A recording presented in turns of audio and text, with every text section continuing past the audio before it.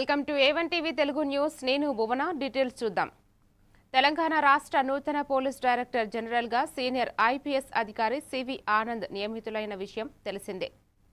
ఈ సందర్భంగా ఆయన హైదరాబాద్లోని స్టేట్ కమాండ్ కంట్రోల్ సెంటర్లో సీఎం రేవంత్ రెడ్డిని మర్యాదపూర్వకంగా కలిశారు. తనపై నమ్మకం ఉంచి రాష్ట్ర పోలీస్ బాస్గా బాధ్యతలు అప్పగించినందుకు సీఎంకు ప్రత్యేక కృతజ్ఞతలు తెలిపారు. అదేవిధంగా నూతన డీజీపీగా బాధ్యతలు చేపట్టనున్న CV ఆనంద్కు సీఎం ఆల్ ది బెస్ట్ చెప్పారు.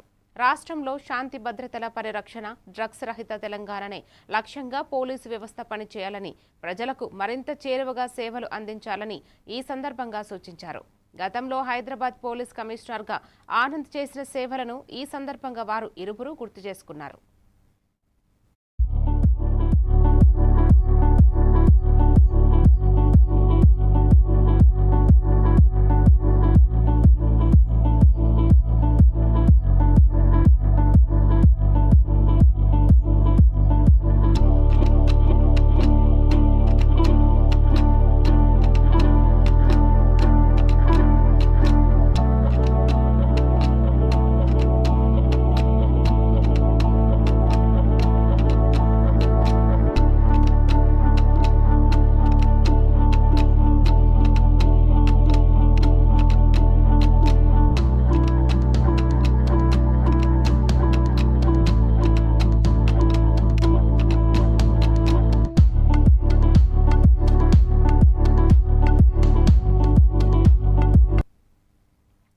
తెలంగాణలో 10వ తరగతి పరీక్షల ఫలితాలు విడుదలయ్యాయి.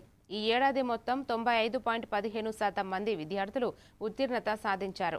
మొత్తం 5,26,166 మంది విద్యార్థులు పరీక్షలకు హాజరు కాగా వారిలో 4,97,312 మంది విజయం సాధించారు. ఫలితాల్లో ఈసారి కూడా అమ్మాయిలే ఆధిక్యాన్ని ప్రదర్శించారు. అమ్మాయిల ఉత్తీర్ణత శాతం 36.26గా ఉండగా అబ్బాయిల శాతం 34.7%తో ఉత్తీర్ణులయ్యారు. 2.78 and this year 95.15 పిల్లలు పాస్ అయ్యారు. టోటల్ పిల్లలు 5,26,166 పిల్లలు అపియర్ అయి 4,97,312 పిల్లలు పాస్ అయ్యారు. పోయిన సంవత్సరం లాగా ఈ సంవత్సరం మళ్ళీ గర్ల్స్ ఆర్ ద బెస్ట్.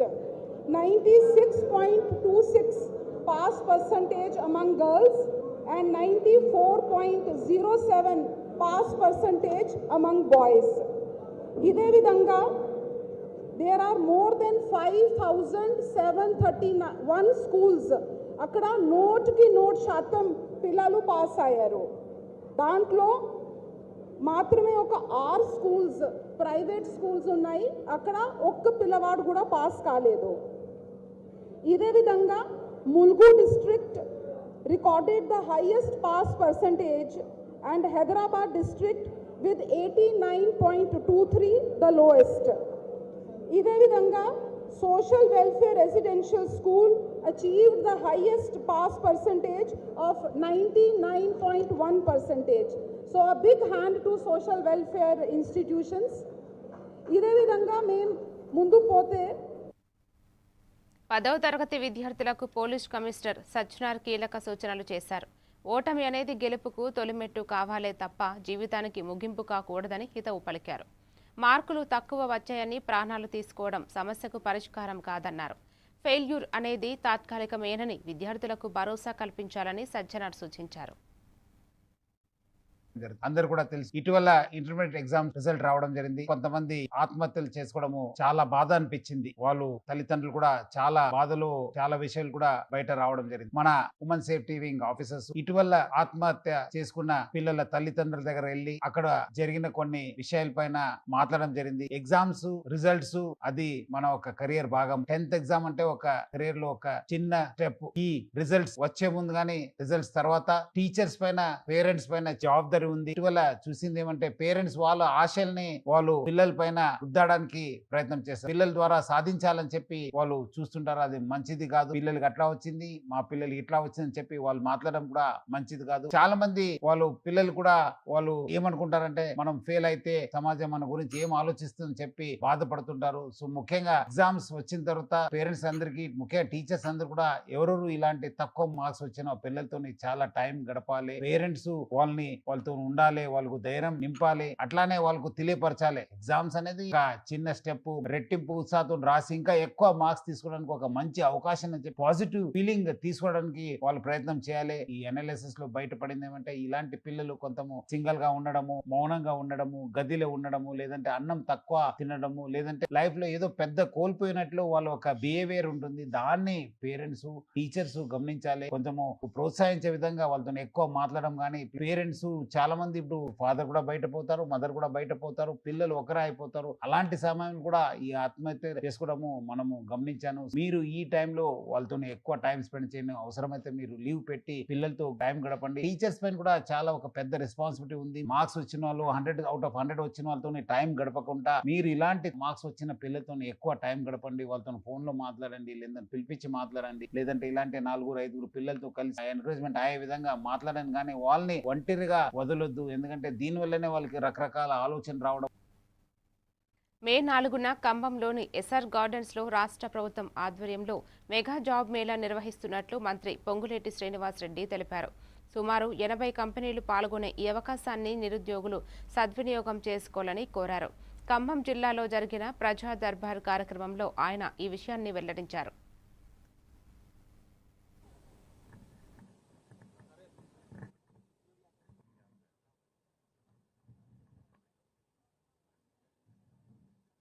వచ్చే నెల 4వ తారీఖు అంటే 5 రోజులు 4వ తారీఖు నాడు నిరుద్యోగ యువతకి రాష్ట్ర ప్రభుత్వ పక్షాన ఈ 99 రోజులు జరిగే కార్యక్రమంలో భాగంగా మన ఎస్ఆర్ గార్డెన్స్, ఖమ్మంలో ఉన్న ఎస్ఆర్ గార్డెన్స్ లో 4వ తారీఖు నాడు పెద్ద ఎత్తున జాబ్ మేళాన్ని ఏర్పాటు చేయడం జరుగుతుంది. ప్రభుత్వ పక్షాన పెద్ద దిగ్గజమైన కంపెనీలు 80 కంపెనీలు ఈ జాబ్ మేళాలో పాల్గొంటున్నాయి. ఎవరైతే నిరుద్యోగ యువకులు ఉన్నారో తప్పకుండా 4వ తారీఖు నాడు జరగబోయే ప్రభుత్వ పక్షాన జరగబోయే ఈ జాబ్ మేళాలో నిరుద్యోగ యువకులు పాల్గొనాలని ఈ జిల్లాలో ఉన్న నిరుద్యోగ ఎన్నికలు రాగానే ప్రజలు కన్ఫ్యూజ్ కావద్దని, గందరగోళంలో ఓటేస్తే భవిష్యత్తు ఆగమవుతుందని బీఆర్ఎస్ వర్కింగ్ ప్రెసిడెంట్ కేటీఆర్ హెచ్చరించారు. రాజకీయాల్లో అధికారం రావడం, ఓడిపోవడం అనేది చాలా సాధారణమని, అది రొటీన్గా జరిగే ప్రక్రియనేనని ఆయన వ్యాఖ్యానించారు. పాలమూరు బిడ్డను అని ప్రజల గోస తీరుస్తానని నమ్మబలికి అధికారంలోకి వచ్చిన రేవంత్ రెడ్డి ఈ 2.5 ఏళ్ల కాలంలో రాష్ట్రానికి లేదా పాలమూరు ప్రాంతానికి ఏం చేశారో ప్రజలు లోతుగా ఆలోచించాలని కోరారు. గతంలో కేసీఆర్ చేసిన అభివృద్ధిని ప్రస్తుతం రేవంత్ రెడ్డి సాగిస్తున్న పాలనలో బేరీజు వేసుకోవాలని ఆయన ప్రజలకు సూచించారు. 14 స్థానాలుంటే 2 స్థానాల్లో మాత్రమే బీఆర్ఎస్ గెలిచింది, మిగతా 12లో కాంగ్రెస్ పార్టీ గెలిచింది. పాలమూరు బిడ్డను, పాలమూరు గోస తీరుస్తా, పాలమూరు దశ మారుస్తా అని చెప్పి గెలిచిన రేవంత్ రెడ్డి గారు ఇవాళ ముఖ్యమంత్రిగా ఉన్నారు. 2.5 ఏళ్ళు అయిపోయింది, 3 బడ్జెట్లు ప్రవేశపెట్టినారు. ఒక్కసారి దయచేసి గుండె మీద చేసుకొని పాలమూరు బిడ్డలు ఆలోచించాలని నేను విజ్ఞప్తి చేస్తా ఉన్నాను. ఇది మా అధికారం కోసమో మా కోటేయమని చెప్పట్లేదు, నేను మాకేదో కావాలని చెప్పట్లేదు. అధికారం ఏమీ కొత్త కాదు. 14 ఏళ్ళు ఉద్యమంలో ఉన్నాం, 10 ఏళ్ళు అధికారంలో ఉన్నాం, గత 2.5 ఏళ్ళు ప్రతిపక్షంలో ఉన్నాం. మళ్ళీ గెలిస్తే అధికారం వస్తుంది, కొత్త ఏం కాదు అది. కానీ దయచేసి పాలమూరు బిడ్డలు ఆలోచన చేయాలి. 2.5 ఏళ్ళ కాంగ్రెస్ ప్రభుత్వం, రేవంత్ రెడ్డి గారి ప్రభుత్వం పాలమూరుకి ఏమన్నా మంచి చేసిందా, చెడు చేసిందా మీరు ఆలోచన చేయండి. 10 ఏళ్ల కేసీఆర్ గారి ప్రభుత్వం పాలమూరుకు మంచి చేసిందా, చెడు చేసిందా, అది కూడా బేరీజ్ వేసుకోండి. ఇవాళ ముఖ్యమంత్రి మీ జిల్లా బిడ్డ, కానీ మీ జిల్లాకి ఏమైనా లాభం జరిగిందా, మీ కల్వకుర్తికి ఏమైనా జరిగిందా, మీ మాడుగులకు ఏమైనా జరిగిందా, మీ అప్పారెడ్డిపల్లికి ఏమైనా జరిగిందా ఆలోచన చేసుకోండి. ఎందుకంటే కేసీఆర్ గారు ఆయన ఒక ప్రాంతానికి సంబంధించిన నాయకుడు కాదు, ఒక జిల్లాకు సంబంధించిన నాయకుడు కాదు, ఒక నియోజకవర్గానికి సంబంధించిన నాయకుడు కాదు. తాను ప్రాణాన్ని ఫనంగా పెట్టి కేసీఆర్ సచ్చుడో తెలంగాణ వచ్చుడో అని చెప్పి జిద్దు మీద కొట్లాడి తెలంగాణ తెచ్చిన నాయకుడు. అన్ని రాష్ట్రాలకు ముఖ్యమంత్రులు ఉంటారు, కానీ మన రాష్ట్రానికి రాష్ట్రాన్ని తెచ్చిన నాయకుడే ముఖ్యమంత్రి అయిండు మొదటిసారి, రెండోసారి. అందుకే ఏం జరిగింది, కేసీఆర్ గారు ఒక కల్వకుర్తికి ఇది చేయాలా లేకపోతే ఒక గజ్వేల్కి అది చేయాలని చూడలేదు. రాష్ట్రంలో ఉండే 45,000 చెరువులు మిషన్ కాకతీయ కింద తీసుకొని 45,000 చెరువుల్ని మరి బాగు చేయాలనే సంకల్పంతో బ్రహ్మాండ. పార్టీ మారుతున్నారనే ప్రచారంపై మాజీ మంత్రి ఎమ్మెల్యే మల్లారెడ్డి స్పందించారు. తాను బీఆర్ఎస్ పార్టీలోనే కొనసాగుతున్నానని, ప్రధానిని కలిసినంత మాత్రాన పార్టీ మారినట్లు కాదని, అవన్నీ అవాస్తవ ప్రచారాలేనని ఆయన కొట్టిపారేశారు. సోషల్ మీడియాలో వస్తున్న పుకార్లకు తాను సమాధానం చెప్పాల్సిన అవసరం లేదని, తన రాజకీయ భవిష్యత్తు గురించి ఎలాంటి సందేహాలు లేవని ఆయన స్పష్టం చేశారు.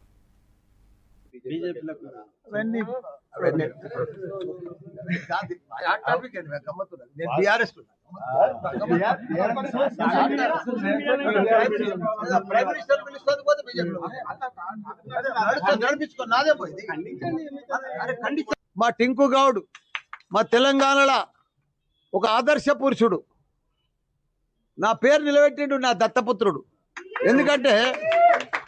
ఎందుకంటే ప్రతి పండుగ, బోనాలు వచ్చినా, బతుకమ్మ వచ్చినా, సంక్రాంతి వచ్చినా, శివరాత్రి వచ్చినా, ప్రతి పండుగ పిల్లలతోటి కానీ ఆడబిడ్డలతోటి కానీ ప్రతి ఒక్కరికి కూడా ఆ పండుగ వాళ్ళతో పంచుకొని పెద్ద.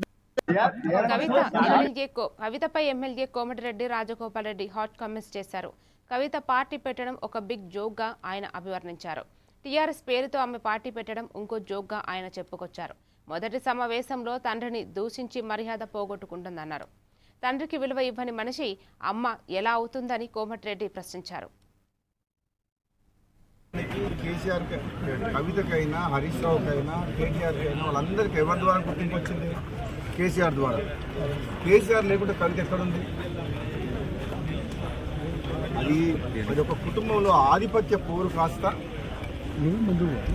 బయటకు వచ్చి పార్టీ పెట్టింది. నిజంగా ఇది పెద్ద జోక్ కవిత పార్టీ. కవిత డెఫినెట్గా మొట్టమొదటి సమావేశాలని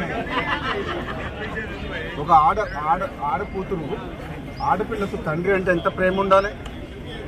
ముఖ్యంగా తండ్రికి కూతురు అంటే అంతే ప్రేమ ఉంటుంది, కూతుర్లకు కూడా తండ్రి అంటే అంతే ప్రేమ ఉంటుంది. ఆయన ఒక ఉద్యమకారుడు. కేసీఆర్ తెలంగాణ రాష్ట్ర ఏర్పాటులో కృషి చేసిన వ్యక్తి. అటువంటి వ్యక్తిని స్వయాన కూతురే ఆ విధంగా మాట్లాడడం అనేది డెఫినెట్గా ఆమె మొట్టమొదటి సమావేశాలనే తప్పు చేసింది. దాంతోనే తెలంగాణ ప్రజలందరూ కూడా ఆలోచించుకుంటారు ఏమని. ఇంకా తండ్రిని గౌరవించుకోలేని మనిషి క్లీన్ చిట్ ఎక్కడొచ్చింది? మద్యం కుంభకోణం విషయంలో కోర్టు ఇంకా పెండింగ్లే ఉన్నది. దానికి మంచి ఆధారాలు ఉన్నాయి. ఇప్పటికిప్పుడే మొత్తం తెలంగాణ ఉద్ధరిస్తున్నాయి. తెలంగాణ సంగతి తర్వాత కానీ మేము చాలా మంది నువ్వు తీసుకునేటోళ్ళు, కానీ ఫస్ట్ నువ్వు ఆ కేసులకి ఎట్లా బయటపడుతూ అది చూసుకో ఫస్ట్. అది ఇంకా కేసు క్లోజ్ కాలేదు. నిజంగా ఈ రాజకీయ పార్టీ పెట్టడం అంటే అంతకుముందు గతంలో ఒకసారి కేసీఆర్ అన్నట్టు పార్టీ పెట్టడం అంటే పాండవ పెట్టినట్టు అయిపోయింది. మీ దగ్గర పైసలు ఉన్నాయని చెప్పి కొంతమందిని తీసుకుపోయి ఒక ఫంక్షన్ హాల్ తీసుకొని నీకు సోషల్ మీడియాలో చేసుకొని పార్టీ డిక్లేర్ చేసి పడేసింది. అది కూడా పోయిపోయి తెలంగాణ రాష్ట్ర సేన టీఆర్ఎస్ అంట. ఎంత తెలివిగా ఆ పేరును వాడుకొని ఏదో కొన్ని సీట్లు మాట్లాడుకొని మళ్ళీ రేపొద్దున ఏదైనా గెలిచి రాజకీయ లబ్ధి కోసం ప్రయత్నం చేసింది తప్పితే కవిత వల్ల ఏమి ఊర్లో నాకు తెలిసినంత వరకు అయితే ఆమె స్వయంగా కూడా గెలవదు. ఆమె పార్టీ సంగతి వదిలిపెట్టు, సొంతంగా ఆమె పోటీ చేసిన నియోజకవర్గంలో కూడా డిపాజిట్ కూడా రాదు కవితకు. ఎందుకంటే ఆ మర్యాద పోగొట్టుకుంది. ఫస్ట్ మీటింగ్లో తండ్రిని కేసీఆర్ లాంటి వ్యక్తిని తిట్టి. కూకట్పల్లి రామాలయంలో జరుగుతున్న ఉత్సవాలకు బీఆర్ఎస్ వర్కింగ్ ప్రెసిడెంట్ కేటీఆర్ ముఖ్య అతిథిగా హాజరయ్యారు. రామాలయంలో వైభవంగా గరుడ, హనుమ స్వామివార్ల మూర్తి స్థాపన మహోత్సవం జరిగింది. శ్రీ గరుడ, హనుమద్ మూర్తులకు ప్రత్యేక పూజలు నిర్వహించిన ఆయన పాలాభిషేకం కార్యక్రమంలో పాల్గొన్నారు. ఎమ్మెల్యేలు మాధవరం కృష్ణారావు, వివేకానంద గౌడ్, ఎమ్మెల్సీ షంబీపూర్ రాజు, పలువురు పార్టీ నాయకులు, ప్రజాప్రతినిధులు, భక్తులు పాల్గొన్నారు.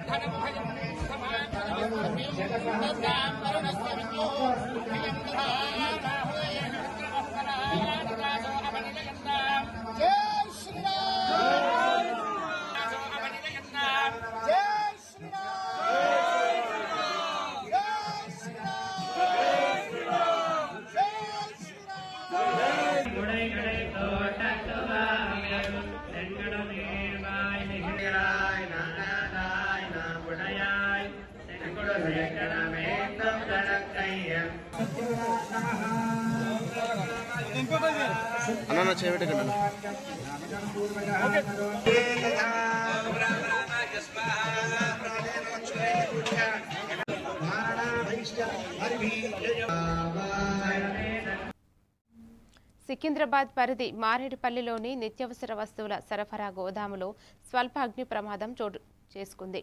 సమాచారం అందుకున్న అగ్నిమాపక సిబ్బంది ఘటనా స్థలానికి చేరుకుని ఫైర్ ఇంజన్తో మంటలు ఆర్పివేయడంతో ప్రమాదం తప్పింది. దీంతో సానుకూల ఊపిరి పీల్చుకున్నారు. షార్ట్ సర్క్యూట్ కారణంగా ఈ ప్రమాదం చోటు చేసుకుందని అనుమానం వ్యక్తం చేస్తున్నారు.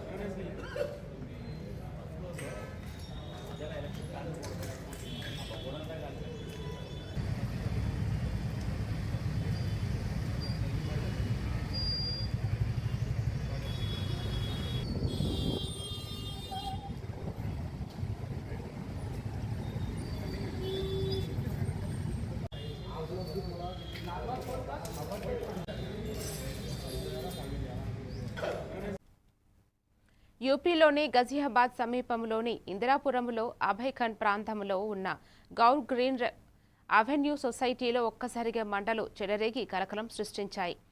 అపార్ట్మెంట్ సముదాయంలోని 9, 10వ అంతస్తుల్లో ప్రారంభమైన మంటలు వేగంగా పక్కనే ఉన్న సుమారు 8 నుండి 10 ఫ్లాట్లకు విస్తరించడంతో భారీగా ఆస్తి నష్టం సంభవించింది. నల్లటి పొగ ఆకాశాన్ని చుట్టుముట్టడంతో సమీపంలోని Delhi to Meerut express way నుండి కూడా మంటలు స్పష్టంగా కనిపించాయి. సమాచారం అందుకున్న వెంటనే అగ్నిమాపక సిబ్బంది పలు ఫైర్ టెండర్లతో ఘటనా స్థలానికి చేరుకుని సహాయక చర్యలు చేపట్టారు. అపార్ట్మెంట్లో చిక్కుకున్న వారిని సురక్షితంగా బయటకు తీసుకువచ్చేందుకు సిబ్బంది తీవ్రంగా శ్రమించారు. ఇప్పటి వరకు అందిన సమాచారం ప్రకారం ఎటువంటి ప్రాణ నష్టం జరగకపోవడంతో అందరూ ఊపిరి పీల్చుకున్నారు. షార్ట్ సర్క్యూట్ కారణంగానే ఈ ప్రమాదం జరిగి ఉండవచ్చునని ప్రాథమికంగా భావిస్తున్నారు.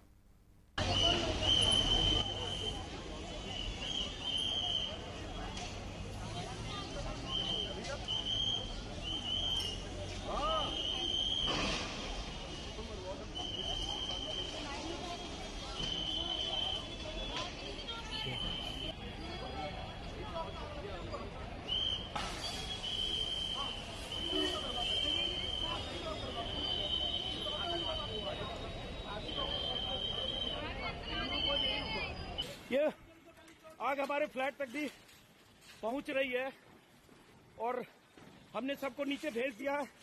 ऊपर से पानी से बुझाने की कोशिश हम लोग कर रहे हैं. 25 फीट भी नहीं पहुंच और ये इनके पास ही नहीं है. वहाँ 100 फीट दूर खड़ी है, पानी मार रही है. जो खाने की फॉर्मेलिटी है उससे कुछ नहीं. ఇప్పుడు ఒక షార్ట్ బ్రేక్ తీసుకుందాం.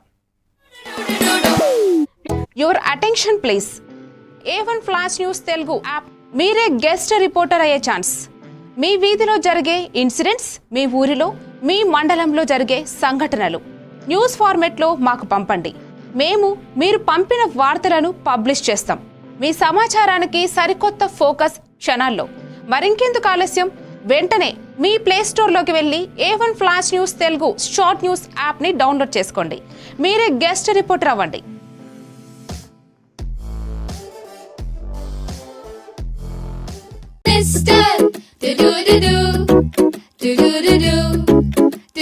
Talking tree, kotta lessons నేర్పే talking tree.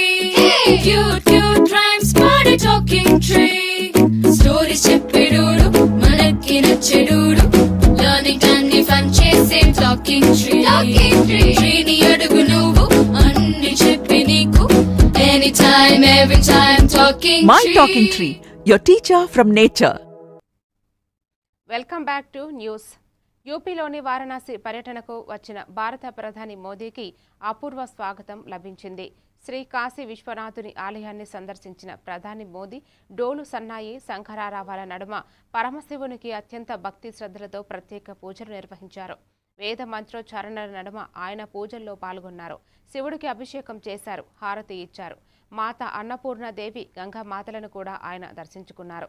కాశీలోని బాబా విశ్వనాథ్ మందిరంలో దర్శనం, పూజ చేయడం సౌభాగ్యంగా భావిస్తున్నట్లు తెలిపారు. దేశంలోని ప్రతి పౌరుడు సుఖ సంతోషాలతో ఆరోగ్యంగా జీవించాలని భోలేనాథుడిని వేడుకున్నట్లు తెలిపారు. మాత అన్నపూర్ణేశ్వరి గంగామాతల దర్శనం తనకు గాఢమైన శాంతిని ఇస్తుందన్నారు.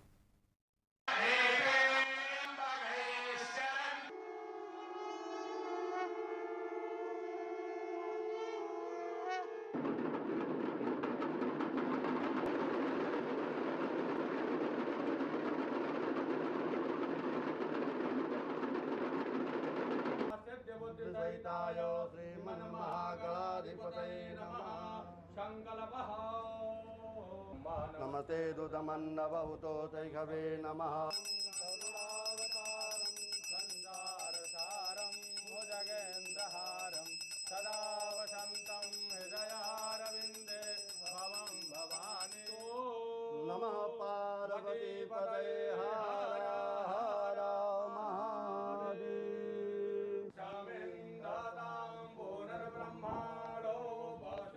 पुरुष पुरुष सदाय सदाय पुरुष सदेन्द्रियेभ्यो मे देवेभ्यो विविदेवेभ्यो देवेभ्यो विदधाति ददाति विदेवेभ्यो देवेभ्यो विदधाति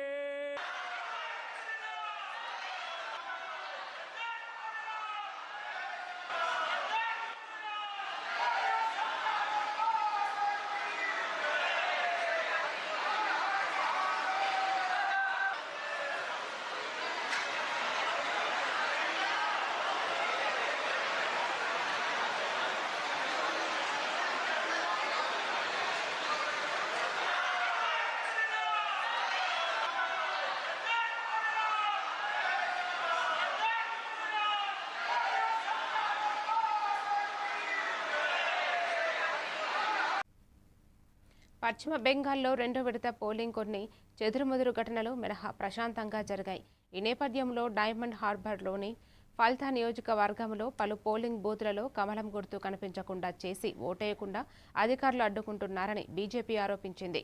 ఓటింగ్ యంత్రంతో కమలం గుర్తు దగ్గర ఉన్న బటన్ను వినియోగించకుండా దానిని టేప్తో కప్పి ఉంచినట్లు బీజేపీ పశ్చిమ బెంగాల్ కో ఇన్ఛార్జ్ అమిత్ మాలవీయ పేర్కొన్నారు.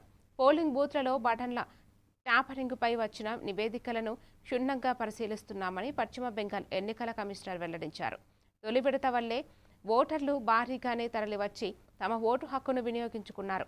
142 నియోజకవర్గాల్లో సెకండ్ ఫేజ్ పోలింగ్ జరిగింది.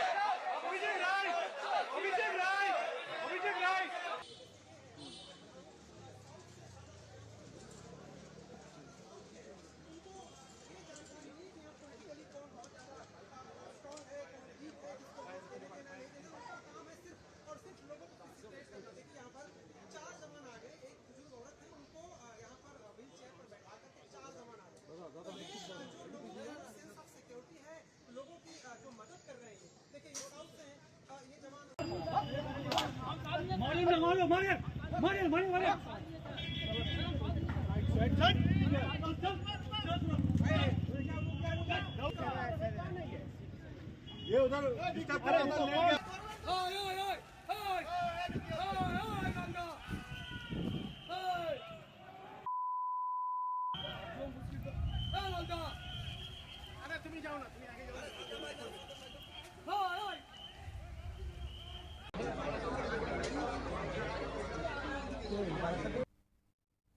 కోల్కతాలోని ఒక పోలింగ్ కేంద్రంలో ముఖ్యమంత్రి మమతా బెనర్జీ తన ఓటు హక్కును వినియోగించుకున్నారు.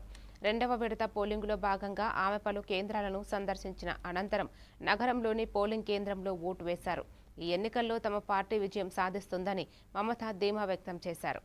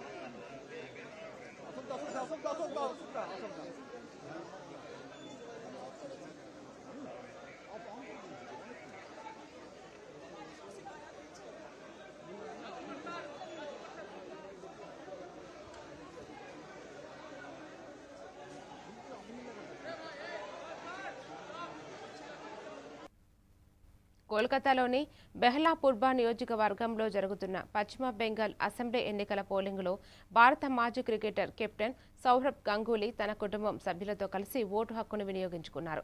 ఓటు వేసిన అనంతరం ఆయన మీడియాతో మాట్లాడుతూ ప్రజాస్వామ్య ప్రక్రియలో ప్రతి ఒక్కరూ భాగస్వాములు కావాలని, బాధ్యతగా ఓటు వేయాలన్నారు.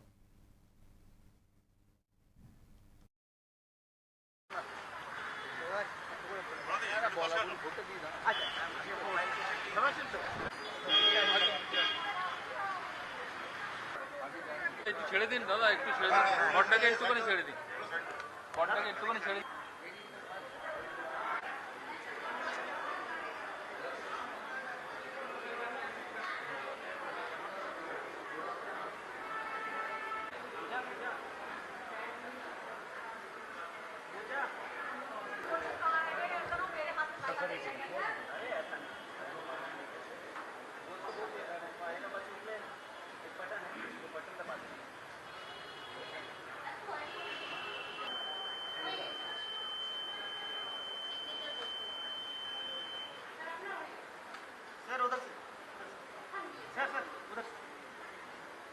যখন এখানে ভোট দিতে আসি শান্তিপূর্ণ ভোট হয়েছে, এখানে কোনোদিন কোনো অসুবিধা হয়নি।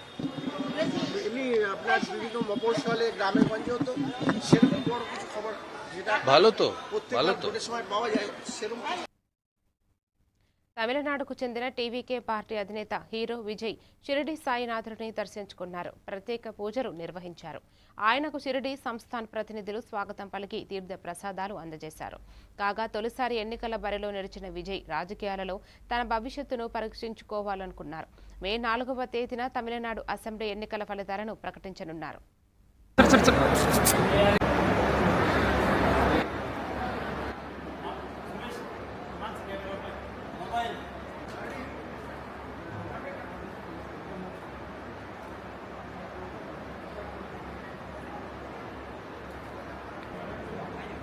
Sir sir sir sir sir